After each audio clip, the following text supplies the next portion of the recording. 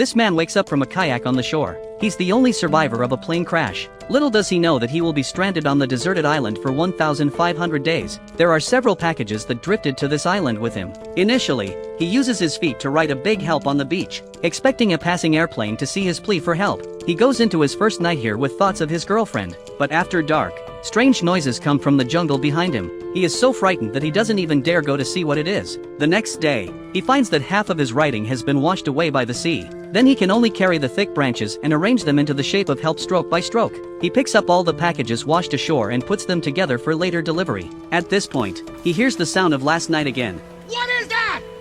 Anybody?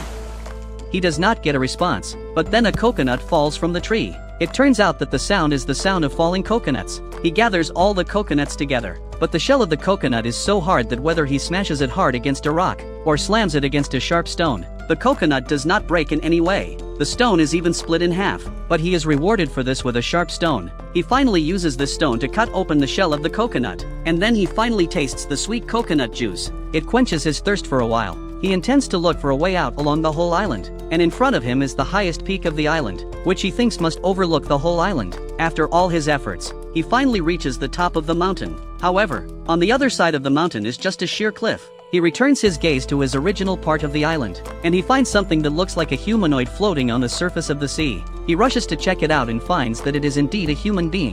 When he turns him over, however, he finds that the man has been soaking in seawater for a long time. He drags him ashore, thinking that he does not have a pair of shoes, so he takes his shoes and a flashlight. Out of the goodness of his heart, he digs a deep hole, buries the man in it, and based on the information on his ID card, carves his name and date of birth and death on a piece of reef. As the man's tombstone, loneliness and sadness then flood his heart. The picture of his girlfriend becomes his only spiritual support. In order to survive, he can only hope that these packages may contain something he can use. The first package contains some tapes, then the second is a thick book of divorce papers, followed by a volleyball that has been given as a birthday present, and a pair of skates, and a leopard lace dress. Just as he is about to unwrap the last one, he notices a pair of wings printed on the box. He stops, guessing that it might represent a delivery of hope, and he hopes for the day when he can hand deliver that hope into the hands of the recipient.